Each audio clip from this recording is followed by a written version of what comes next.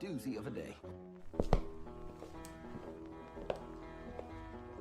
What an excellent day for an exorcism.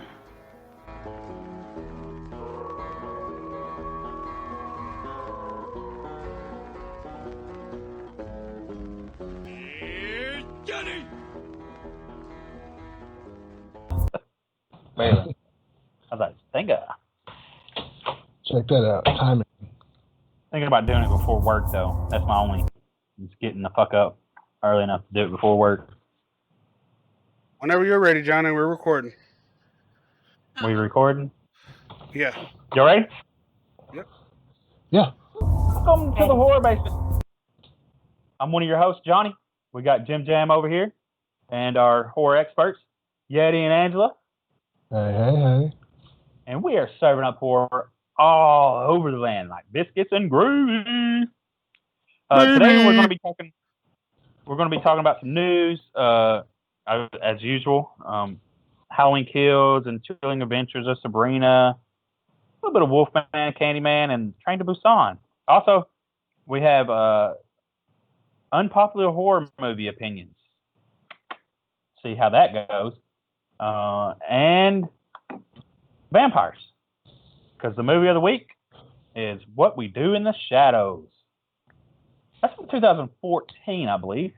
I do believe. Yep. So how's everybody doing? Y'all doing good?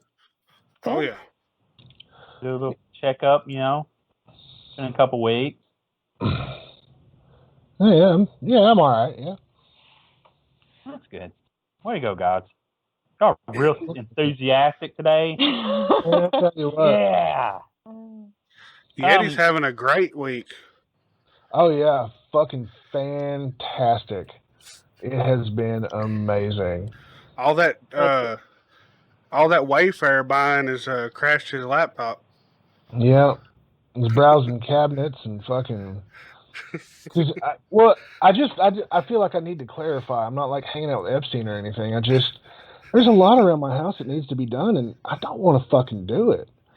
And you can't just like go. I don't think you can say that. Yeah. All right, let's move on. You know, Yeah. He just needed a $13,000 cabinet. I just need a new cabinet to like clean my floors and scrub my baseboards and shit. Gotcha. Yeah. No.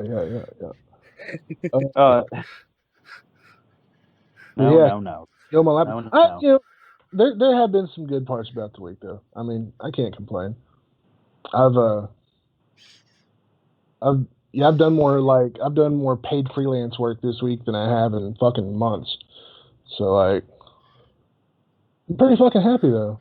Yeah, you're gonna have to pay for that new hard drive. Fuck. Fucking got the blue screen of death on my usual laptop, so there's probably a marked drop in audio quality over here, but it's probably the government that come after you because you talk too much about conspiracy theories and the lizard people. So you mean I tell the truth to reptilians? Yeah, and that's the problem. I mean, when you talk about the reptilians and the New World Order, that is a fact. Yeah, and they got to stop you in a way, and it still ain't slowed you down. So whoever's computer you're using right now better watch the fuck out. Yeah, I'm saying though. Your FBI agent is watching you right now on their computer. Oh, they are. Yeah. Angela, you know that everyone has an FBI agent assigned to them. How do you guys know I'm not assigned to you three? Well, we've already suspected. I'm fucking with you. I'm just joking. Just kidding. But that's okay. That is okay. Hey, that means that we're getting closer to the truth. Yeah. We're getting closer. Oh, we're getting closer to death. We're just accepting that. And a bullet. Yeah, like I was excited, and now I'm thinking about it. I don't think that's too exciting. No, but speaking of death and kills, let's move in the first news topic. Halloween Kills. So it was coming out in October. Was it October 15th of this year was going to release? 15th, 13th, something like that. Yeah, in October. Well, they're afraid now that that it's not going to make enough money, so they pushed it back a whole year. Okay. The film is done. The film is done. It's ready to ship, and they're like, we want money. So it's We want more understandable money. in a way, but fuck, dude. Here's my thought on this. Release it on VOD, like they did, The Hunt and The Invisible Man. But next year, when the third one comes out, the last one, do an awesome double feature of it. Yeah. And bring it in the theater then. And I bet you sales would be great to have a double feature of it back to back. Or the even second, release the third one. Even release it by itself like a month prior. Or 2 months prior, or something like that. Yeah, People you will can do, still go I think see a it. double feature would be so fun. Oh yeah, and that too. But I truly believe if you release it VOD and release it in theaters months later, people will still go to the theater to watch it. Absolutely. Yeah. Especially because in it's October. a totally different experience. Mm-hmm. It's just a different experience. Unless you just got a badass theater in your house, which some people do. And I'm not that person. But that just kind of leaves a bad taste in my mouth, Yeah, with it being done, and then it's like, well, you could have waited, a little bit closer to time. I know they probably didn't want to pay for the advertising for it up until then to cancel it, but you didn't have to advertise it. People already know. People that are going to go watch this film, you know what I'm saying? You're going to get word of mouth that it's coming out. You could have canceled it 2 months, in August to see how I don't think going. it needed to be canceled, period. No, because I would go. But with theaters, originally, because I got that unlimited pass, it was July 10th that they were going to open in Regal was. Well, now it's July 31st. So, and I imagine that's because the spike here in the South, like Florida and all the whole southern USA has just ramped up so bad that they had to push it back. And I'm going to the theater. I mean, either way, even if you don't want to release it to the theater because, you're trying to stand behind, staying at home and everything, then don't. Like I said, release it VOD and then next year release it as a double feature or do both. Like Yeti said, you could release it the month before you're going to release the last one, or do it as a double feature. And I think you're still going to get people that flock to the theater next year for it. The issue I think is they gotta worry about fucking politicking with the theater chains too. There you go. Because when they ran Trolls, they were like, well, we're not gonna run this in our theaters.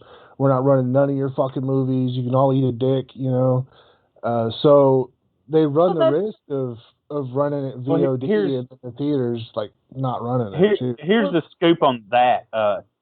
They claim that Trolls did so well. You know what I'm saying? Well, that was a lie. Yeah, they made $100 million in sales or whatever, but they spent like $150 on the movie or something, like something ridiculous. Or the movie was like $100 million, and then they spent $50 million on advertising. They didn't break even, and they're still waiting to ship that movie over to China to get them sales, so that movie will make money. Because even if they made $100 million, they're only getting like 50% of that. Maybe if they're lucky, 80 from the VOD sales. So they really, you know what I'm saying? Like they didn't make as much money as they claimed, and I think that's why now all that's died away with the whole put it on VOD right away. Mm-hmm. Or PVOD, it's premium VOD. Yeah. So they can charge you $20 to go watch this movie. Which I guess it might be $20 somewhere to watch movies. I don't know. I mean, I don't live in that area, so. But it's the VOD thing. I think is still a little touchy subject, like Yeti was saying with the theaters, but they shouldn't have canceled it. They should have gave it an option to see if it would work. And like Angela was saying, You could have done a double feature next year, no matter what. You can make more money off this film. You could do a triple feature. Mm-hmm. You know, like, I mean, people will go to the theater and watch 3 movies. There's hardcore fans like that. None of that, like I said, in October, you know. I mean, everybody wants to go see a horror movie in October, even if you're not a big horror movie fan. Yeah. Unlimited passes. I mean, you could go Friday, Saturday, and Sunday and watch all 3 of them in 3 days. Yeah. You know, if you chose to do. I don't know. I think that he just kind of proves. I don't know if I made the point like out loud, but when I saw that they had scheduled 2 sequels already, like right after the first one, I was like, that's a fucking obvious cash grab. And this just kind of solidifies that. This is an obvious fucking cash grab. Mm-hmm. It totally is. It's not about, I don't know why. It's not for the fans. They didn't do it for the fans. Yeah, no, they didn't do it for the fans. They did it for the fucking or money. for the franchise. They did it to make money. Which, I mean, I guess that's what anybody does. Yeah, and I want to act like I'm surprised that some fucking Hollywood schlock is fucking a cash grab, but I can't. Like, I want to be aggravated by that, but it's just like, well, that's how the fucking game goes. I don't know, man. Whatever. That's any remake, though. I mean, any kind of remake is almost like a cash grab. And while we're fucking at it, they could have just called the one last year Halloween 2. If it was a sequel that ignored all the other sequels, call it fucking Halloween 2. There's already like Halloween 2.1. Yeah, something. There's already 3 fucking Halloweens, you know. So like, yeah, I agree. That doesn't make things confusing at all. You bunch of dickheads. I don't know. Yeah. I agree with that because I never understood why they call it just Halloween. I know why they called it just Halloween. It was so people would go watch the film. Yeah, well. I mean, just because of that name. Because like you said, it's a cash grab. I mean, we all. But, I'm not shitting on the movie too much, though. I mean, it was fine. It was a fine movie. The more distance I get from it, the less I like it. But that had one of the most amazing fucking scores, man. That score was badass. So, yeah, it was good. Like I said, John Carpenter and his son worked on it, right? Yeah. Like I said originally, they took Halloween and brought it into 2018. You know what I'm saying? Yeah. With the killing and the violence, they took you know what I'm saying, from 79 or 78, whenever the original, and brought it up to the standards of what's now. You know? Didn't they recreate the bus crash scene though? I don't know. I'm not sure. That was I do know I like the added violence. I'm not a big Halloween savant. Is that a thing? Yeah, I'm not either. My favorite Halloween film is actually one of my unpopular opinions that we'll get to in a little bit. So I already know what it is. I hope were we supposed to have multiple of them? Oh, it don't matter. Anyway, it doesn't matter. Let's move on into some sort of sad. I mean, it's not sad, but it's disappointing news. The Chilling Adventures of Sabrina on Netflix has been canceled. This will be the final part. They do parts, so this is part 4, I believe. But I guess we're going to get a finale-ish. I mean, it can't be completely. You know what I'm saying? It won't be the same as what they would have originally done. But it's going to be 8 episodes. I'm disappointed. I really like the show. I really like the series myself. Me too. I really enjoyed it. It was neat. I really dug it. I mean, there's so many possibilities to, so many things you can do with it that I'm kind of curious as to why they're canceling it. I wondered the same thing if, like, what's her, Kiernan? I don't know her first name, but if she's, if that is her first name, hell, I don't know. But you think she didn't want to do it anymore? Because there's nothing really come out about it. And I know that some people criticize it for the Satanism and the, devil worshiping stuff. That was a big deal, And my favorite part about the show. Well, I liked it because it showed it. Like, it, you know what I'm saying? It was like, they're not trying to hide from it. Yeah. You know what I'm saying? Like, it's what they are. And technically, I mean, that's just what the universe they were in. You know what I'm saying? Yeah. Because it's a fictional universe. Those witches worship Satan. You know what was awesome is Netflix. I swear, I feel like the shows that I really, really like always get taken away too soon from me. And this is one. And Netflix, man, was I disappointed. So I know Rob and I watched The Curious Creations of Christine Mcconnell. Did you guys watch that on Netflix? No. I've never even heard of it.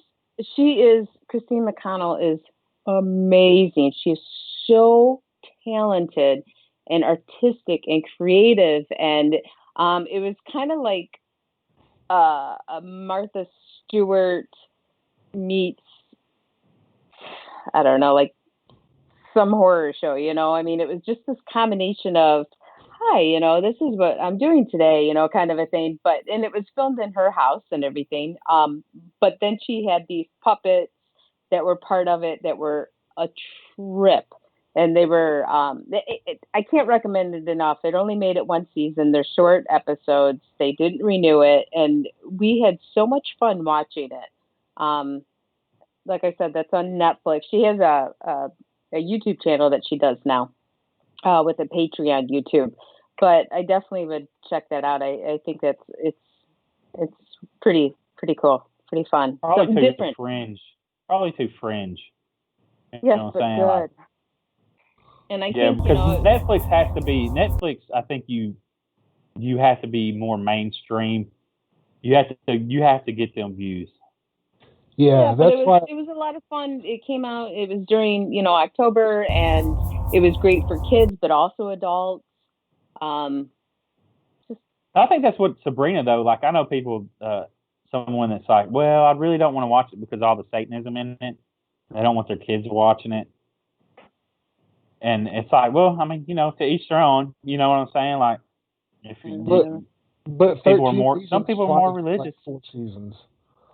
Man, I watched the first season, and that's it on that. Yeah, too damn sad. I couldn't fucking sit through.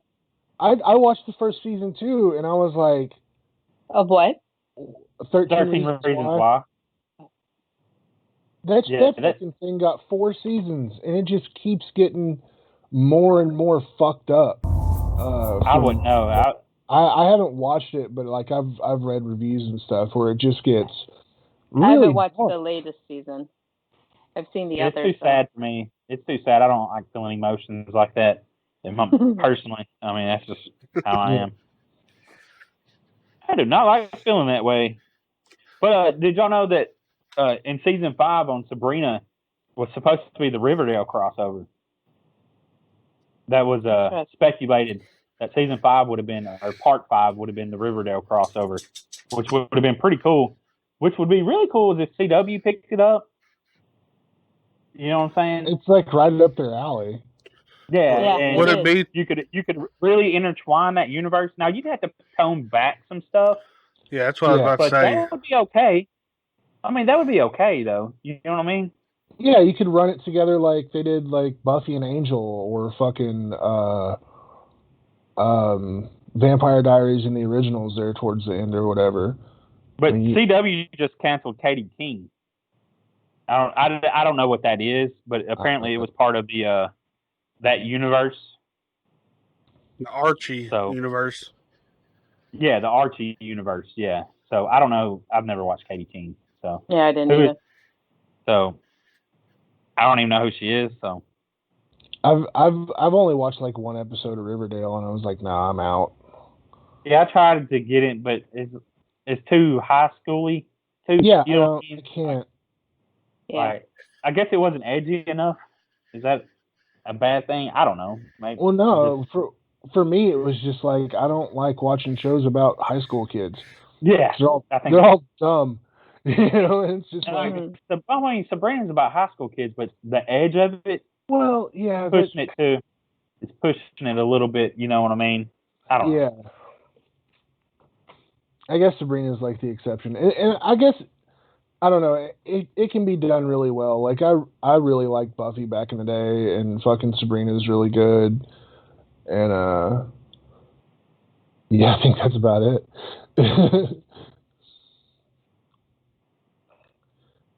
Yeah, I'm pretty disappointed, but Yeah, we'll move on.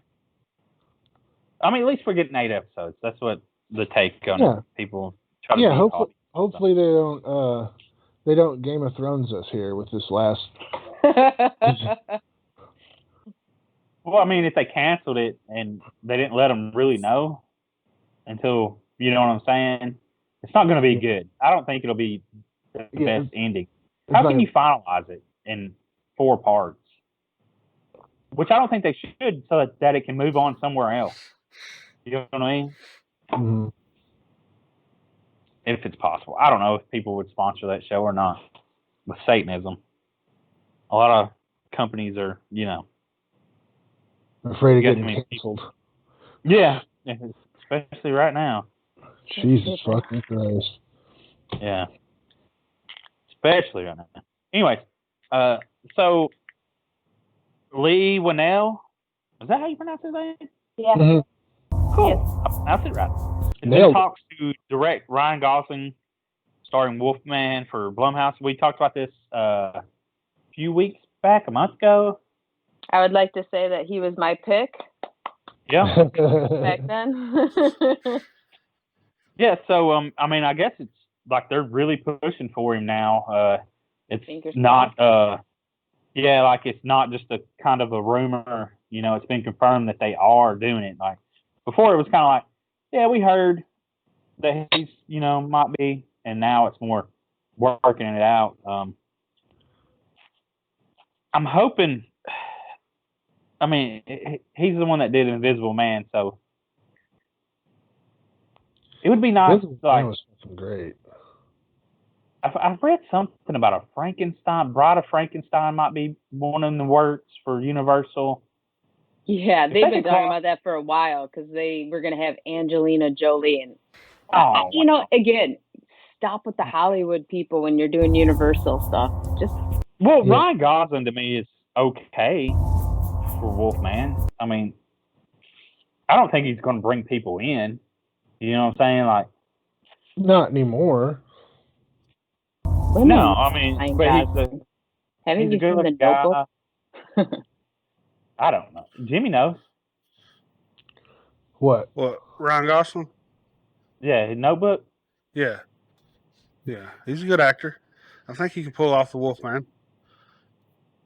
And do we know who's writing on this yet? Or is it like Ryan Gosling? Fucking what? Lauren Schuker Blum and Rebecca Angelo are writing the script. Oh fuck. Yeah, that's. Orange is the New Black. She's from Orange is the New Black, so I don't know. I really like that show, but I was really hoping we could get like a Leigh Whannell written and directed Wolfman, because Invisible Man was fucking dope. And who wrote Invisible Man? He did. Oh, did he? Yeah. Mm-hmm. Oh, and fuck. So is that Lauren Blum? Is that Jason's wife or something? Yes. Yeah. A little bit of nepotism, Kind of like Rob Zombie. Oh Jesus fucking Christ! I feel like this is the time where I let it slide. I fucking forgot last week, to be completely honest. But I like to defend my honor. I don't like All right, Rob Zombie. Yeti, I'm gonna put you up on the main thing so you can defend your honor. No. I'm just saying I don't like the Rob Zombie, but I will give him this. Even though he was fucking garbage, he put on one of the coolest stage shows I've ever seen live, and White Zombie's Astro Creep 2000 is one of the best albums ever pressed in the history of music. But his movies are fucking dog shit. Wait, so I'm looking up Lauren Blum. She's done some TV writing, hasn't she? Yeah. It says she's done 2. No, guys. She's done 2 shows. Or no, she did 13 episodes for Orange is the New Black and 2 episodes Written by, and she was a staff writer on 13 and written 2 episodes of Orange is the New Black. Mm-hmm. But I don't know how big of a fan she is of Universal Monster. Yeah, she could have a banger. I mean, she could be like the fucking biggest fan and know everything about it. I don't know her personally. I'm not going to criticize her until she puts a movie out. But I'm not a big Universal fan, so I can't really diss it. Look at the Halloween movies that we were just talking about, the latest one. All those guys, they're horror fans, but I felt like that movie fell short. I was really looking forward to it, and I was not very pleased with the writing and stuff. I think that's your nostalgia. No, not at all. Why do people have high expectations for remakes and reboots? Don't. I would never. No, what I'm saying is go ahead. I never mind like new takes. I always think it's exciting to see and everything. I just thought, and I've said this before, I thought some of the writing was really poor. I love, I don't really like the choice for Laurie Strode's daughter. I find her kind of annoying as an actress. But I just, some of it was just hokey. Some of it I liked a lot, and I thought was fun. I really like the image that you get when you're first seeing Michael at the mental health facility, and they're on that grid. I mean, just visually, that was really cool. But I love the bathroom scene where he just destroys podcasters.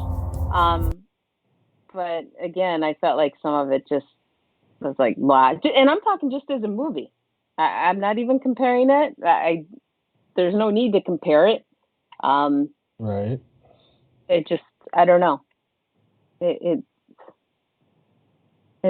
kind of fell short for me in some aspects. Well, there's a lot of hype. I want to discuss this more. I get it. Because, I mean, as a part 2, I don't know. I guess I didn't look at more of the writing. I just looked at it as they're making a Halloween reboot and they're fucking killing people. I know when we went and watched it, it was very exciting to hear that score again and be on the big screen. And the violence, I really like the violence and some of the scenes. Yeah, did I watch that? Super fucking cool. I'm trying to think. Did we go to the theater and watch that? Did I? I think you did because we went to Uncle Bud's after. Was that it? Did Johnny go with us? I can't remember. It's too long ago. We went to Pet Sematary. Fucking horrible movie. God damn, I hate that movie. Sorry, I'm not a pet. I hate Pet Sematary. Every fucking movie they've ever made of it. Is that an unpopular opinion? I don't know. He just share his unpopular opinion. Every other fucking Stephen King movie that's been made, pretty much, besides Pet Sematary, fucking hate it. I have no idea why either. It's just what boring. about Pet Sematary Part 2? It was pretty good. Yeah, they're all garbage. That's what I'm saying. Every single one of them garbage. They're just fucking boring. I hate that story. But that's just me. I mean, I cannot get into the Pet Sematary story. And I have no idea why. Because I like every other single movie that's been made for Stephen King, pretty much. Even the bad ones that people hate. And I'm still... I still like them, and I have no idea why. It's fucked up.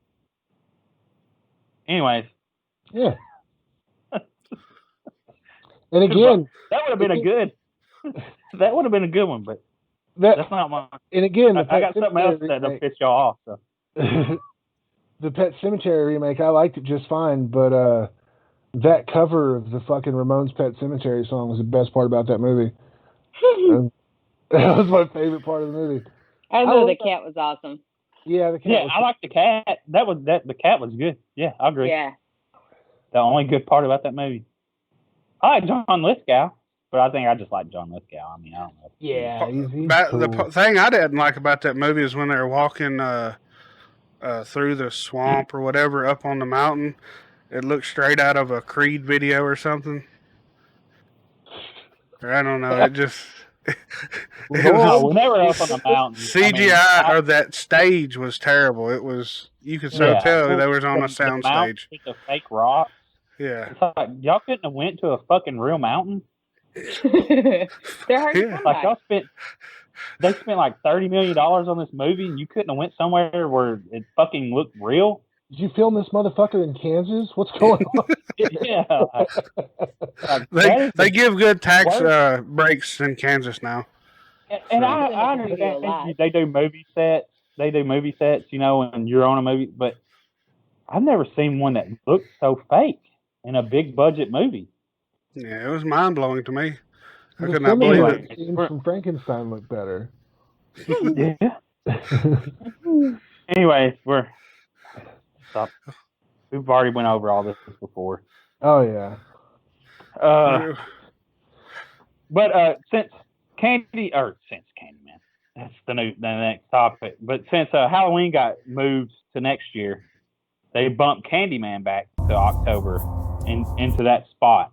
We was going to release September 25th, day after my birthday, and now it's October the 15th, I believe is what it is. 16th. 16th. Oh yeah, it's right there. I'm dumb. They don't have Halloween to compete with now.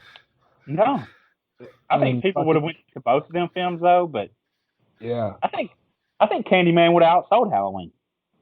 But isn't this all from Blumhouse though? Is Candyman? Is it? Well, I guess just because that's Universal, so. But that's.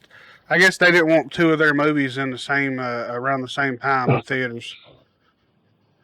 That's probably a big reason why. Yeah, competing money. That would maybe been good, but I don't know. Just gotta wait longer and longer. Yeah, I'm excited to see what the new Candyman does, though. What I don't understand is why. I mean, maybe they pushed it back just so that they're hoping that things will get better. With the theaters and everything. But it would have it would have gained more money and traction as it got closer to Halloween. You know what I'm saying? If it would open up the 25th, you'd have an extra 2 to 3 weeks to get more money in. Yeah. Because haunted houses open up September 20th if they're going to open. The middle of September now. Sometimes before. So people are in the mood for Halloween. Like 2 to 3 months before Halloween, people are fucking ready to watch scary movies and put up freaking scary stuff in their, lights and shit. I don't know. I wouldn't doubt it if it don't get pushed till next year. Yeah. To be honest. Maybe so. I know. Wouldn't be super shocked. I know. Damn it! They better not cancel Halloween. Incorporate them masks in them kids' costumes. No. Shit, you're already wearing masks, Holmes. Go get that candy. I don't know how they'll do Halloween, to be honest with yes. It's going to be an interesting thing because you got to think these kids are touching candy and they're opening wrappers that other people have touched. You know what I mean? So yeah, I imagine it's a good possibility Halloween will be canceled. It'll be an unfortunate event. Something. I mean, let's the whole world just do like was that sleep, bio-free sleep or whatever you want to call it? I can't remember the name of it. Sleep. Yeah, that. And we'll just go back and reset for next year. Yeah, fuck it.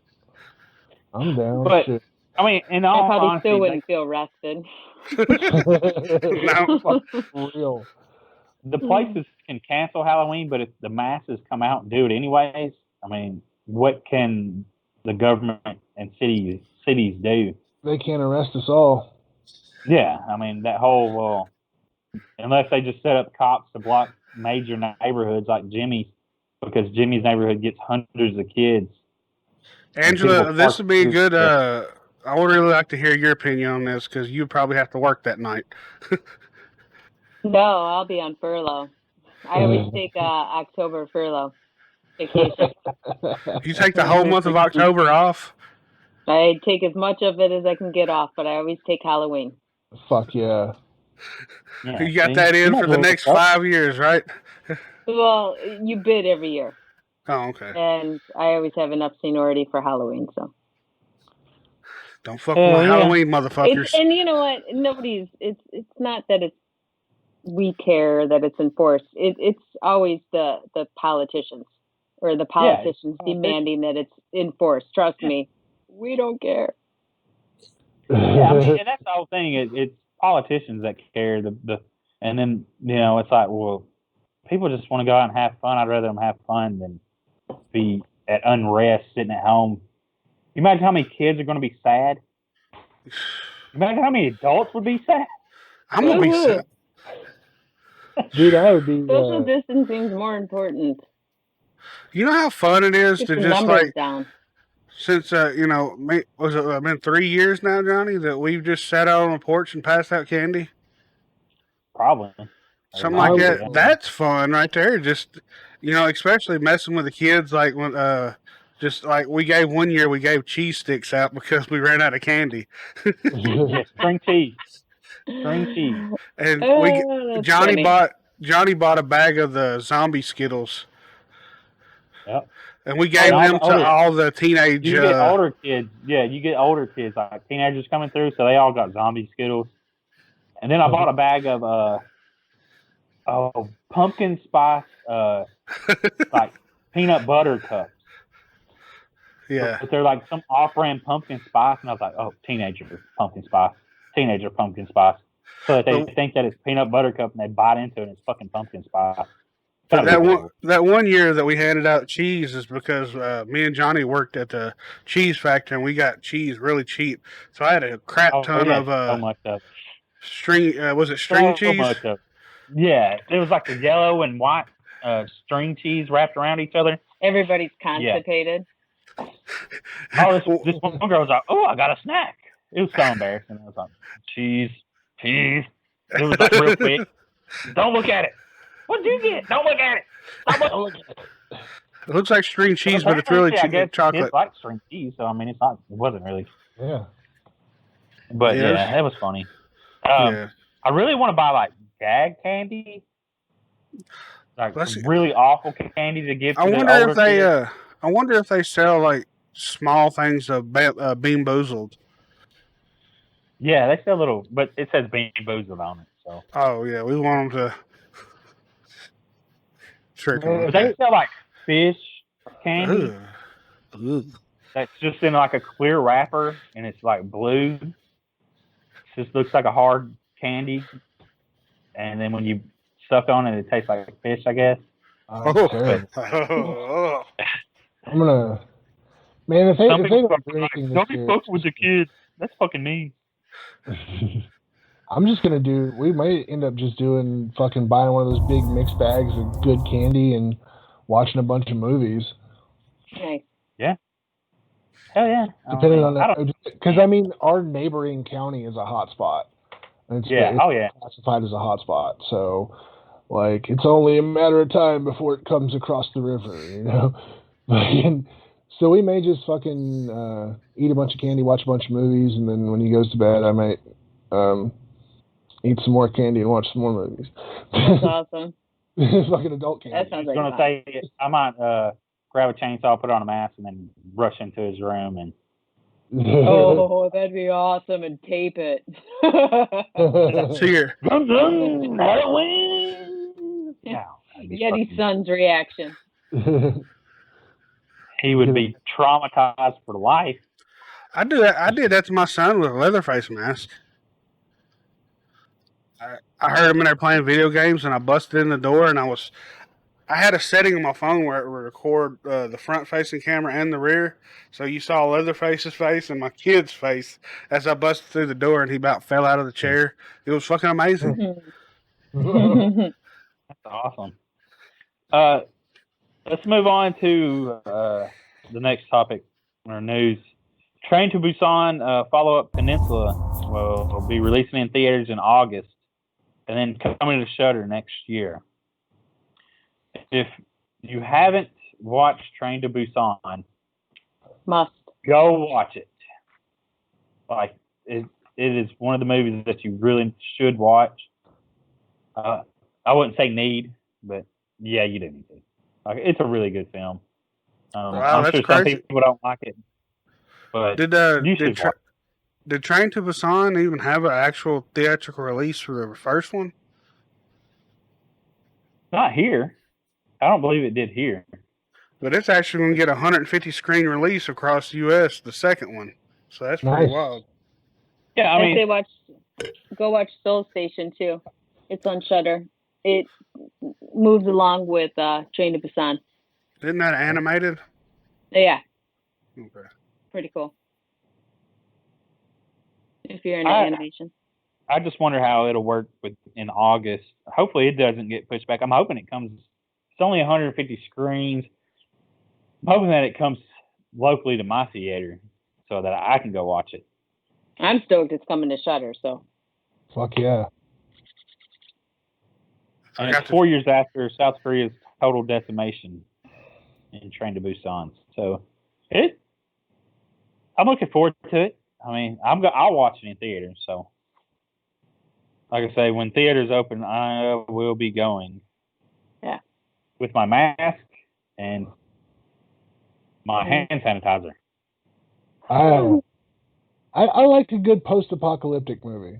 You know, so I think too many zombie movies focus on the outbreak and the spread.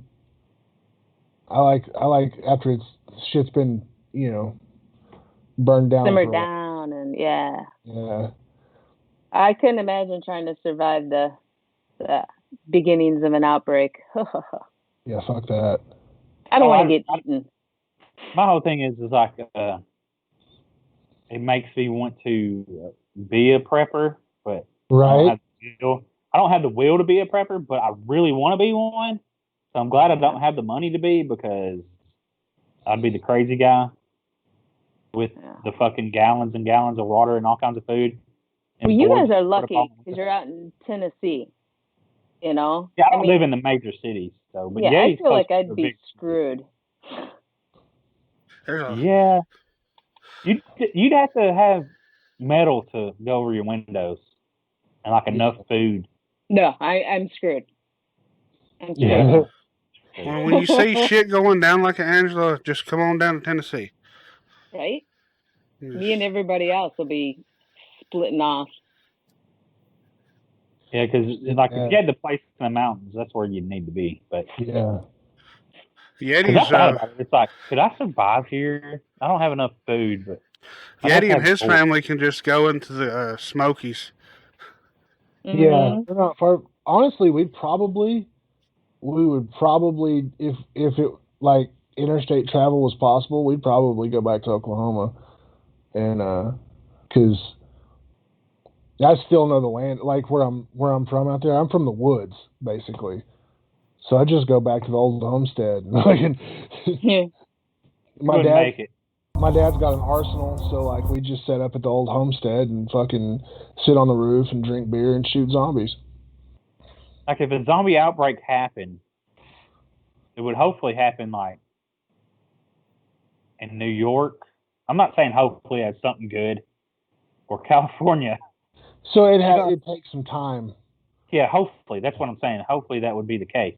Yeah, and then a lot of people would be like, "Oh, it's a hoax," and so there would be a lot of rush. If you catch it at the beginning, I think you could get to wherever you wanted to go. You wouldn't be able to fly, I'm sure, but hello, COVID. Hey, if you're gonna want it to hope if you're gonna want to, how fast that shit spreads. Hey, if you're gonna want it to, I don't know. Say that's bad. I was about to say, it's for it to start in North Korea. I mean, that's a good place. It's a good place. Well, I mean, more likely it would start over in China or North Korea. So. Yeah, or somewhere where they're doing like. Especially if they're snacking on rats all the time. I don't know what they eat. I'm not saying what they eat. I don't know. But, they eat flying bats. Or you better just hope they're slow. Yeah, slow zombies. True. if you go by Zombieland thing, then I'm definitely screwed. I have no stamina, so I just I'm not hope they're running not for. like fucking. Like I know Stakeland is technically a vampire movie, but those are just badass zombies. Is all the fuck they are. That would be scary. Any of that would be scary. Yeah. I'm gonna ask something. Would you eat your animals? Fuck no.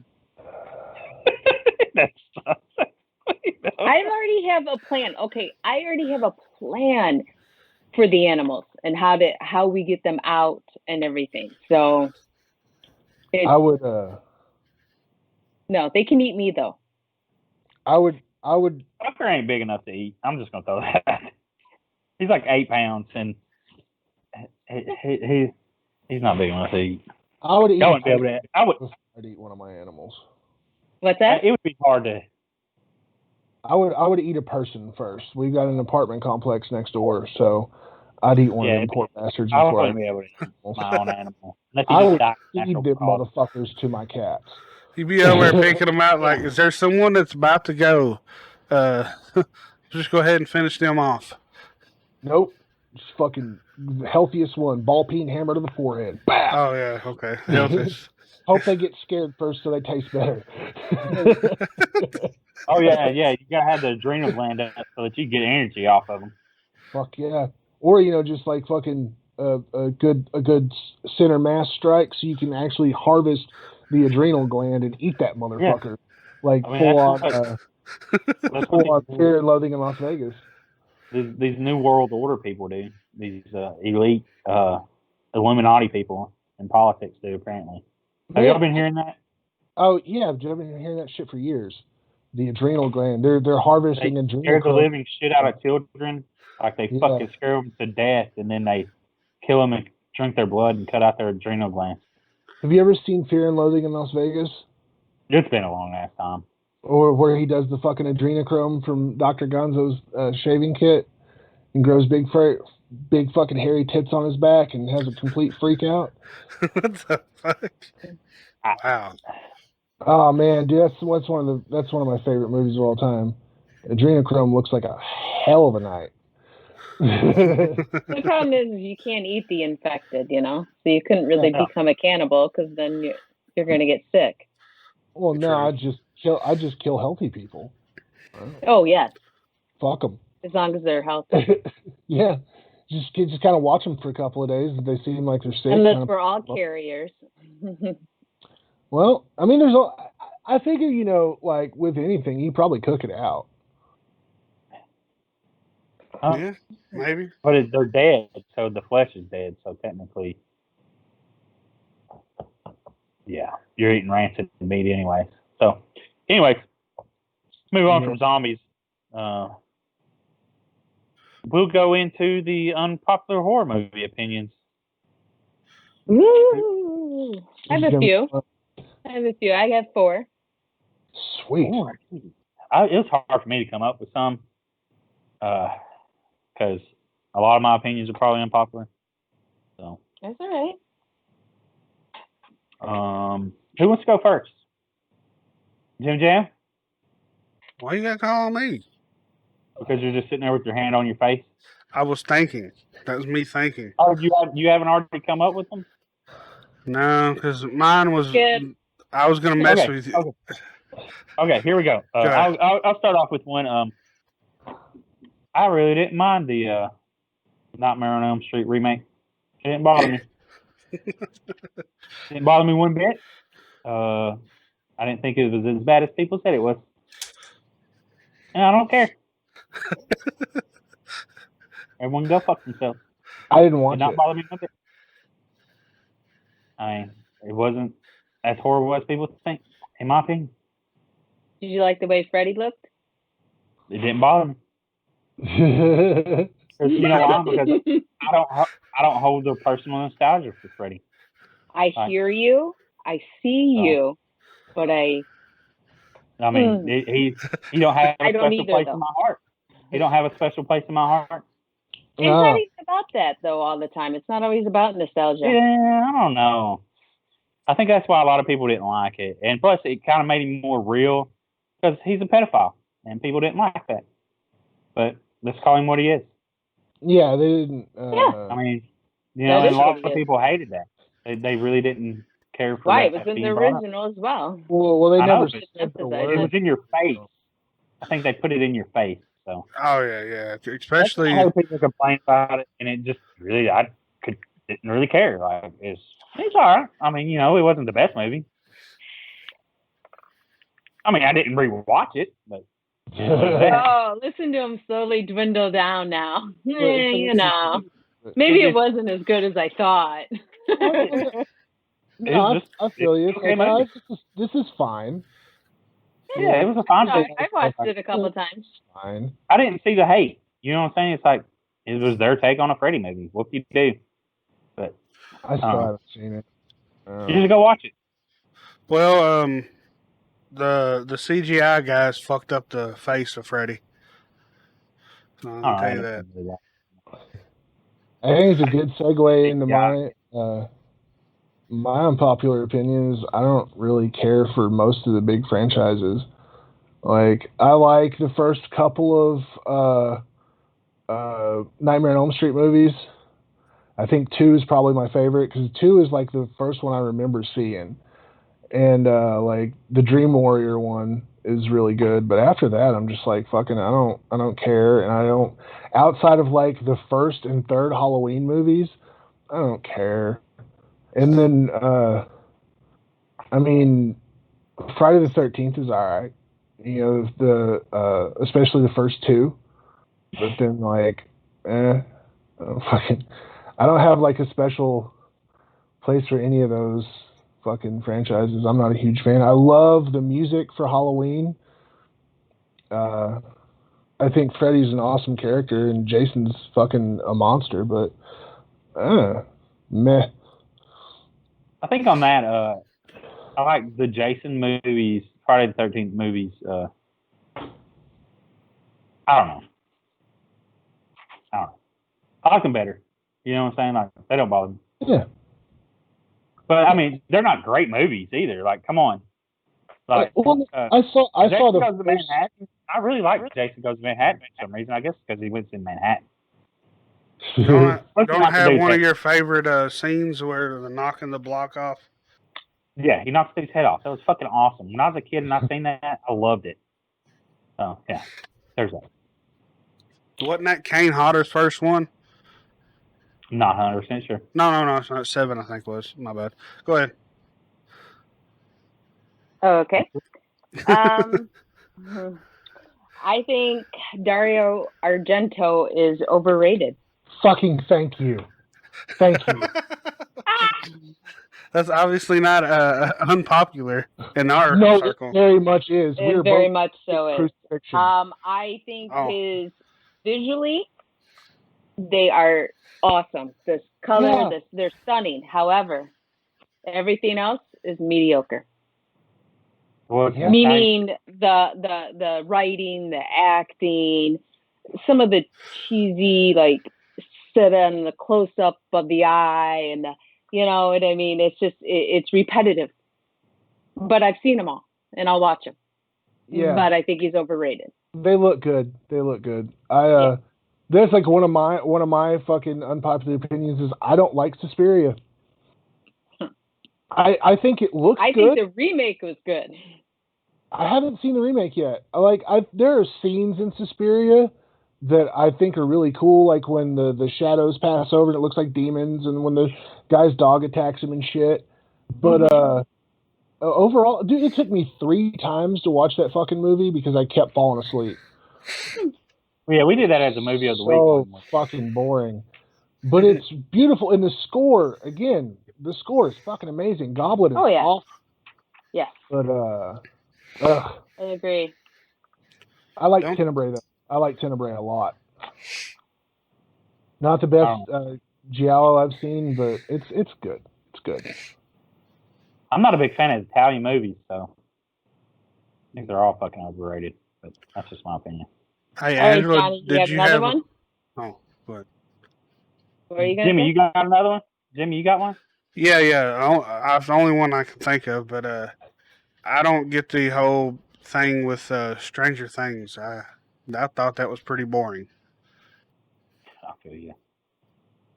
Yeah, I couldn't get through the first season. I got through the first season. I couldn't get through the second. I got 2 episodes in. Same way with Walking Nostalgia. Dead. That's where nostalgia comes in, I think. At least It's the same way with The I Walking Dead. it was fun. Yeah. But There's a lot of stuff that plays on that like 80s vibe that I didn't like. I didn't like Stranger Things. I thought Summer of '84 sucked. I don't know. I think the ending of Summer of '84 recently on Shudder, because it kept replaying on the fucking stream or whatever. Yeah. And every time I'd go on there, it'd be in the same fucking spot, and I was like, I just want to kind of watch the beginning. No, so I just watched the end, and I was really disappointed how it ended, because it's like you could have just killed him off. Like, you know what I'm saying? Like, instead of trying to make a sequel, like, what would you do? Summer of '86? Like, I don't know. Fucking summer of '96 when the kid's grown up or some shit and he's acting. I don't know. Anyways. Yeah. Okay. Here's another one for you. I didn't mind the remake of Friday the 13th either. I I thought actually it was like good. that one. I actually like that movie. Yeah, I have it on A lot of Blu-ray. people hated it. We watched it for Friday the 13th. And I'm a fan of Jared Padalecki. So Yep. take that. I haven't seen that one either. I Well, a lot saw of it people last year. A lot of people didn't like it because they made Jason too real because he had tunnels underground. That's how they got around fast.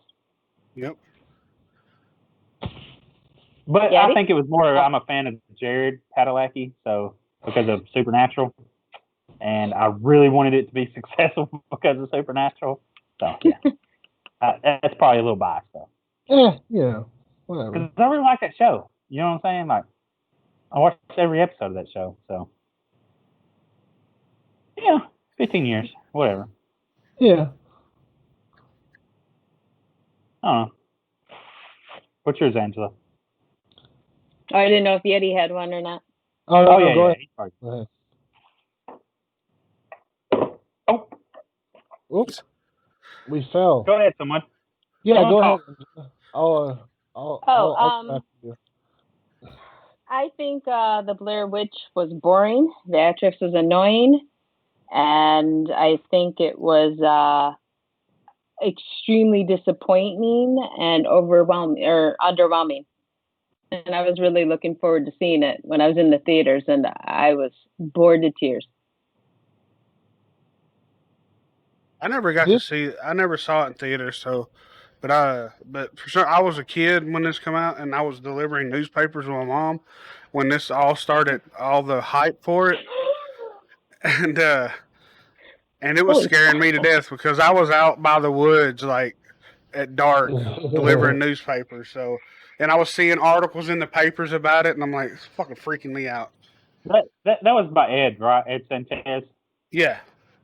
Yeah, we talked to him, and I told him straight up, I was like, dude, I didn't watch this movie in theaters because I didn't believe the hype. Like, I was just tired of hearing about your movie. Like, I wasn't going to go watch it because it's the scariest movie I've ever seen. It's like, give me the fucking break. Like, they believed it was real. When people went and watched this fucking movie, I'm like, it's a fucking movie. Y'all are taking it like it's fucking real life. Some of these people believed it. I heard them come back from the theater and was like, this shit's scary, man. I can't believe that shit's real. I'm like, you're a fucking idiot. See, this is why we work together so well as a team. Because I've been open about it, vocal about it. I fucking hate that movie. Everybody wants to give, like, even if you don't like the movie, they're like, oh, well, the marketing was original. No, it wasn't. The found footage angle wasn't original at the time because Cannibal Holocaust did it first and they did it better, and they did the fucked up viral marketing shit first and they did it better. Cannibal Holocaust. No, they didn't do it better. Yeah, Cannibal Holocaust is Cannibal massive. Holocaust? There's fucking Blair Witch. Not as many people People talk actually thought they were dead. The courts even thought they were dead. Yeah. He was brought up on murder charges. I don't think they did it better. You gotta Rogelio think killed about off- the money that was you brought gotta, in. You got to think about the time too. Like you got to adjust that shit for inflation. No, too. no, I don't. No, I don't. But like Rogelio fucking Diosdado almost went to prison I don't because care. people thought Cannibal Holocaust was real. Yeah. And it drives me fucking nuts that people are like, oh, Blair Witch is the first found footage movie. It's like, no, it's fucking not. I think it's the first one that went mainstream. Like mainstream, like where the whole mom and dad knew about it type shit. Yeah. You know what I'm saying? Where they shouldn't know, but they did. You know what I mean? Like that mainstream. Yeah. And it had a lot to do with the internet, though. With Yeah, the it was good of the timing. internet. Yeah, and that's all it was good timing. But, you know, I don't know. I mean, I'm not a big fan of Blair Witch, don't get me wrong. So, yeah, go ahead. Yeti, you got another one? Halloween 3 is the superior film of the series. I love Halloween 3. It's my fucking favorite. I love that movie. It is really good. I actually took advantage of it being at Dollar Store for $5 and bought it on DVD. But yeah, it's a very enjoyable movie. I've never watched it, just to be honest. I've never seen it. So. Oh man, it's so good. It's so good. It's fun. It just pissed people off a lot because Michael Myers was not in it. Well, that whole shit where it's not what we want it to be, so we're mad shit. It's just it's a completely different movie than the rest of the series, and it's so good. To play on Halloween, Yeti, my third one is I think Rob Zombie's Halloween is comparable or just as good as Carpenter's original. Get out. You're fired. You're fired. Oh, thank you. You're fired, he said. Huh? If you have that authority, but okay. You don't get paid, Yeti. I'm not sure if you can fire. You're right. Oh man. Oh fuck. I'm the same way with that. I mean, he brought us Brickyard Myers. I mean, he was hitting the fucking weights at the damn mental hospital. Yeah, he was. I would shit myself if I saw that Michael Myers in person. Yeah, that's what that I mean. Michael. He I was would give him that. Myers weight in the mental hospital. I'll crush my bones for you. Just looking at him. Like I never understood that about that though. It was like that was one of my things about that movie. Is like, why would you give him weights to lift if he's got prison muscles? Yeah, maybe if he does push-ups. He's out there in that. Are you talking about? I guess you're talking about the Rob Zombie one, right? Yeah. Not paying attention. Good God. But But goddamn that screeching ass white trash redneck fucking meth head family. Jesus fucking Christ. I get that's you one know of the what? I not to cut you off, but and I get it, but at the same time, oh my God, do we not know families like that? Right? I mean, it's been a while since I've seen them films, but it's the same thing as the remakes of Elm Street and Friday the 13th. It didn't fucking bother me. Like I didn't care. Yeah. You know what I'm saying? But I don't know. I think it's one of those is like one of those remakes that if you kind of dig the style, it'll be good. Like you'll dig it, but if you don't, it won't. And I just don't like the style. I don't like the fucking like. I like white trash fucking trailer park shit just fine. I just don't like his version of it. Yeah, that's fair. I mean, you know. Yeah, I can disagree. That's wonderful. But the Michael Myers was an absolute fucking unit, and it had Danny Trejo in it, so that there's points for that too. But yeah, that was a good one. I mean, a couple episodes ago, I heard that you really enjoyed the movie, but that's just He does. He's just might have trying been to the be last cool. episode. Yeah, that's what it is. You fucking Jody wants to be cool. Who you trying to fit in with? I Huh? wish it would be cool. I got one. I got one more. I have one more too. Okay, this is going to piggyback off the Blair Witch thing, but I actually liked the part 2 of Blair Witch, Book of Shadows. I know that's one that people hated. I've never seen it. I didn't think it was bad. It's kind of a mindfuck movie. Yeah. All right, It's better than the first one. Took me over. In Took me a comparison, really long ass time to see the fucking first one. So I'm a little bit different than you guys. So what's your next one, Angel? definitely better. Yeah, I'm special. Do you have any more, Yeti? Let me ponder on it for a second. Go ahead. Do you, Johnny? No, I don't have any more. No? Okay. Okay. I mean, I already went off on the Pet Cemetery thing, so. Well, yeah, there's that. This is where I'd like to educate our audience just a little bit, if you bear with me. Shit. Here we go. I know people like to toss around the term torture porn, which is graphic, gratuitous depiction of torture. Whoa, you fell again. However, and I don't think you hear this quite as much here. It's more overseas terms. Is ordeal cinema or ordeal art house, which is in certain. It's basically grueling violence, taboo busting, pervasion, ridiculously pessimistic worldviews with a moral purpose. And the hook of it is that it indicates the viewer commits to watching a film that will take them through a horrendous experience and invokes a spectatorial dynamic. So it's the real time that's the central key. So with that, my friends, so you're saying it's another word for torture porn. I disagree with people who dismiss a Serbian film as just trash or meant to shock. I definitely think it's wow, what a ride. I think it's a really good film as far as I think it fits right into ordeal cinema and art house.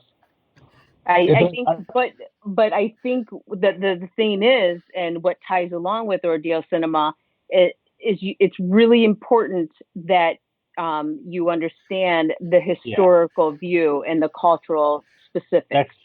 We went over this before. That's the only reason why I watched the movie is because I understood why it was being made. Because we did a commentary over the whole fucking movie.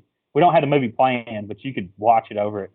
But and I would never watch that movie again. It's not my taste, but knowing what it was about, we watched it, and that's the only reason why Jim Jam was like, "Well, it's about this, it's about how they treat you over in Serbia." But I wouldn't recommend anybody watch it. I mean, personally, unless you're really up to it, you have to. You know what I'm saying? Mm-hmm. It could really turn people off. The point is these kinds of movies aren't left. They're not meant to make you feel good at all. That motherfucker. Yeah, you're gonna have a real visceral reaction probably to that. Yeah. And that makes you feel good. And on the surface, if you don't know, I do get it. It could be seen as just messed up, and like seriously, like you are just trying to do certain things to shock me. But I think when you have a bigger picture and understanding, a lot of the French and even some or Asian style movies and stuff that fit into that extreme cinema are really interesting when you have the cultural and historical context.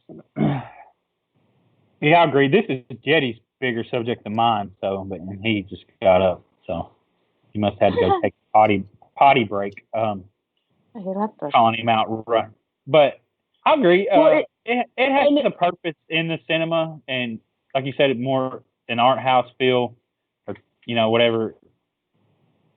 But you have to want to go on that ride. You know what I'm saying? Like it's something. Absolutely. Absolutely. But I think the biggest thing that hit that was like the Balkan Wars and NATO bombing that was done for 78 days over in Serbia, and the media over there trashed Serbia, and made them out to be like these monsters, and didn't look at them, the Serbians, as victims, and never really vocalized any of that.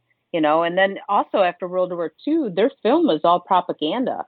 So they couldn't, they weren't doing like American stylized movies or anything for up until, even past the 80s, So it definitely, there's only a handful of horror movies that were created after that time. And so it's just interesting. So I won't go much further into that, but I definitely would say a Serbian film is a lot more than just exploitation. Yeah, torture porn. I've been saying kind of the same thing for a long time. I forgot that was an unpopular opinion, honestly.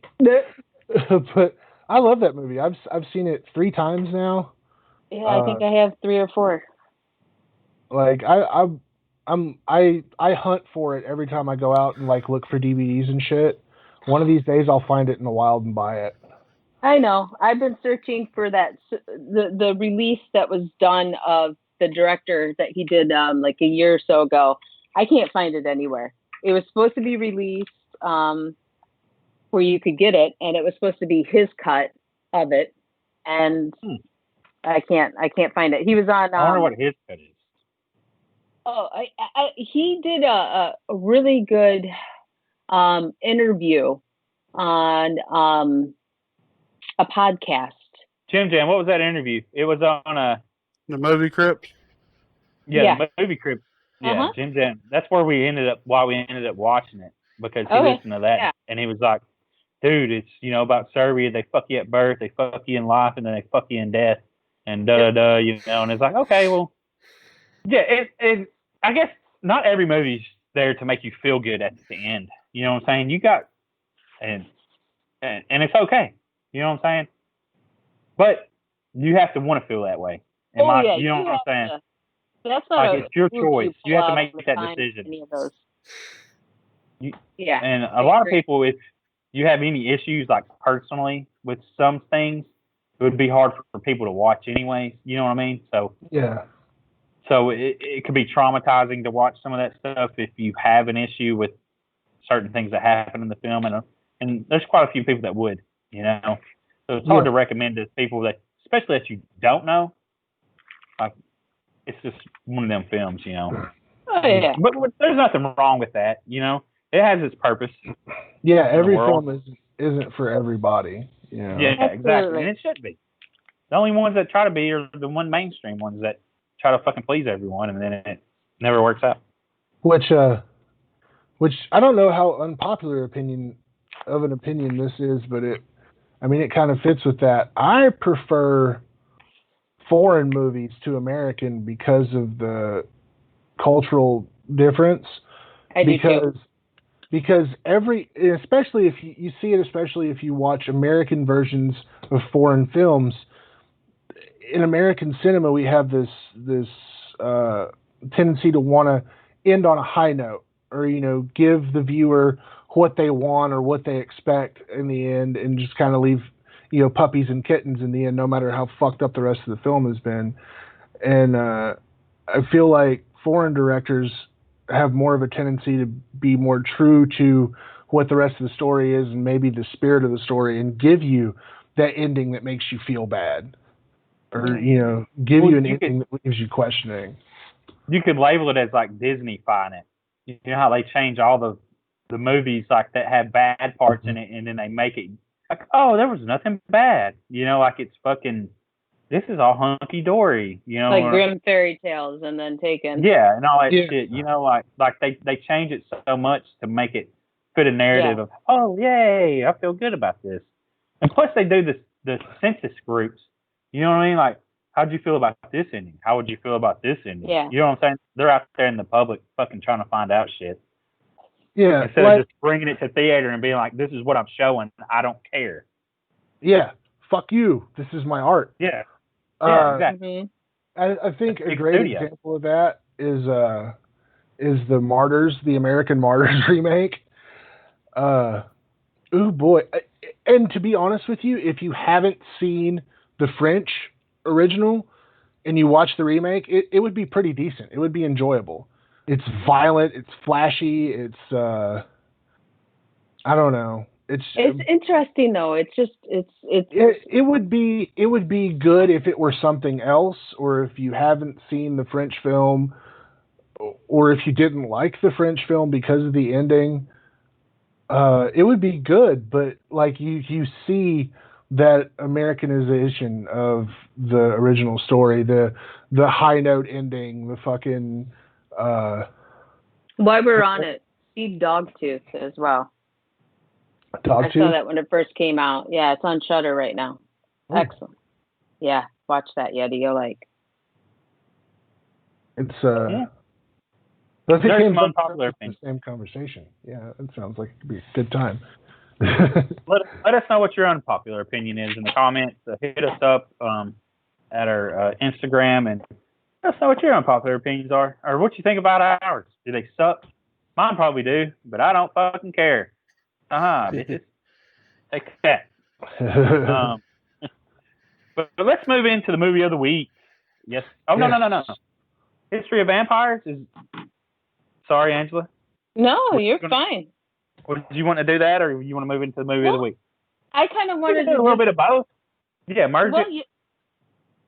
I was just going to kind of just briefly mention I was going to do some research of of vampires in movie history, and I actually ended up just compiling instead of doing my own thing. I found a pretty good article that on Bloody Disgusting from a few years back that was done by one of their writers, Navarro. What is her first name? Megan Navarro. Yeah. So I've read a lot of her stuff, and I just thought it'd be kind of cool to mention some of it, just to kind of see how it kind of transpired. I know, and kind of skipping books and so forth. I mean, most people tend to think of Nosferatu as being the earliest and first vampire movie, even though it's silent, but that's not true. There was actually a few before it. There was a 1896 short film titled House of the Devil. It was a French silent film. And then there was also, in 1913, there was The Vampire, which was also an American silent film that was based in 1897 off of a poem. And then as we move forward, we do have, believe it or not, we have London After Midnight in 1927. That's the one with Lon Chaney as the man in the beaver hat. I'm not sure if you remember that kind of ghoulish looking picture of him. And so anyways, that movie was destroyed in a fire. So they remade it. And it was a bit different, where it had starred Bela Lugosi and Mark of the Devil. That was in 1935. And then, of course, we all know the famous 1931 Dracula, which also starred Bela Lugosi. And this is where he's as Count Dracula. And that was more, we took it away from that ghoulish to a more handsome, aristocratic vampire with power. And then we move into the Hammer era of films, where we got Bright Blood, when you did see it. And that was Hammer brought on their first version of Dracula in 1958. That's Christopher Lee, isn't it? Yes, it is. Yes. And that was the closest universal blueprint, the Hammer era vampires. There wasn't much change. It was gothic and regal, and exude mystery and power. And the films were in color. So that was a big thing as well. So then we also had in the 70s, you had Vampire Circus, which was more of a gothic, strange carnival setting, and Legion of the Seven Golden Vampires, which kind of took Hammer and Hong Kong's the Shaw Brothers, that brought in some kung fu take on Van Helsing versus Dracula mythology. Holy shit, that's cool. Yeah, right. And then along in the 70s, we got more of a sexualization of the vampires, like Vampiros Lesbos and Daughters of Darkness, and the Shiver vampires, the Rape of the Vampire, the Nude Vampire. It all focused on the sexuality of the vampire. And then we have the wonderful, one of my favorites, 1972. We have Blacula and Scream, Blacula, Scream, which played up on Black exploitation. And this next movie is on my list. I hope to maybe get to watch it today. It's on Shudder, and I'm not sure if I'm pronouncing it right. I think it's Ganja and Hess. That was also as an experimental art house horror film that created an entirely new take on the vampire altogether. As an ancient ceremonial dagger wound leaves Dr. Hess Green perpetually hungry for blood. Vampire was brilliantly used as a metaphor for addiction here.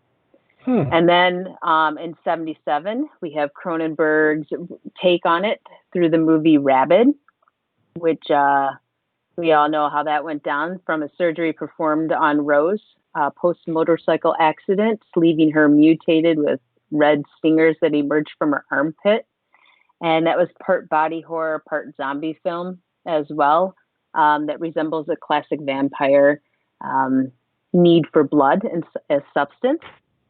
And then we have George A. Romero's Martin, which was a psychological horror film that followed a young man who believed himself to be a vampire. Martin didn't have the pointy fangs. Instead, he would use a razor on his victims and drink their blood. And then as the decade closed out, we had Dracula's Salem's Lot and Nosferatu the Vampire. Those were interesting takes too. I don't know if you saw Nosferatu the Vampire. And then in the 80s, things get cool as we have Fright Night and The Lost Boys and Near Dark and Vamp and Toby Hooper's Life Force. So a little more rebellious there. And then it sneaks in there, but we also have Monster Squad, which was the light-hearted ode to Universal classic monsters.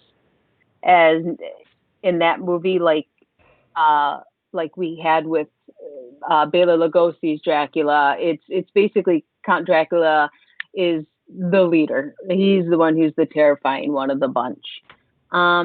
Modern vampires in the 90s, we have The Romantic with Interview with the Vampire, From Dusk Till Dawn vampires, Buffy the Vampire Slayer, Blade. So you bring in some comic and Western flares as well with those. And then we also have Underworld.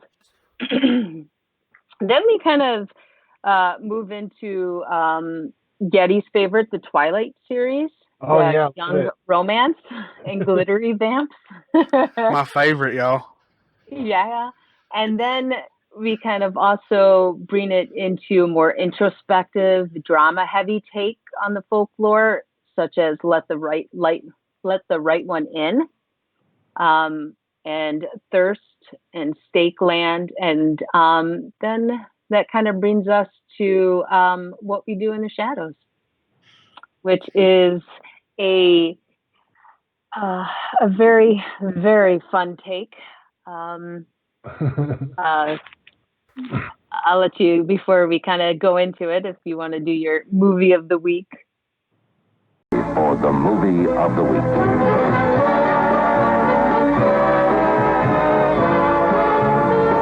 Tonight on the movie of the week. Yep, let's move in the movie of the week. What We Do in the Shadows. Yay. We can give a little synopsis.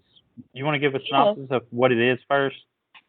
Yeah, so basically, the 2014, it was written by Jermaine Clement and help me out if you guys know how to say his name. Taika Waititi. Yeah. I think that's, or I might be pronouncing his first name wrong, but I think it's Waititi. It is. So okay, that's what I thought. So I know these guys from Flight of the Conchords, and they're from New Zealand, and they wrote, starred in, and directed this movie, which basically is a mockumentary. We have a crew that has been granted access to this small group of society that in the months leading up to this big unholy massacre, which is a ball that's held in New Zealand for the undead. It's kind of a mixture of some witches, zombies, and vampires. And thankfully, our crew is they're protected by crucifixes and they're granted protection. We have our four main characters, which is Viego. He's an 18th century dandy who's 379 years old. And he's a lot like the Anne Rice's Lestat. And then we have Deacon, who's the rebellious young bad boy who reminds us of the Lost Boys. And then we have Peter, who is 8,000 years old and looks like Nosferatu. And Vladislav, who is basically Vlad the Impaler. Yeah. What was he? Something Vladimir the Poker? Vladislav the Poker. Yeah. Fuck. I love this movie. I can't say enough good things about this movie. Everything about this movie from start to finish is a fucking trip. It's just hilarious. This movie felt like to me like a cross between just a regular, I guess. I don't know, but mainly like a real world type thing, like yeah.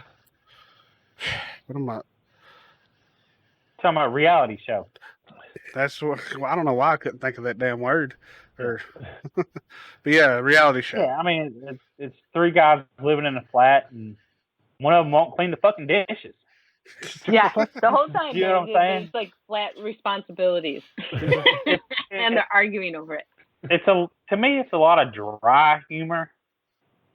Yeah, like I see it as dry humor because it's like, we got this wheel, and your name has been stuck on the dishes for 5 years. 5 years, you know.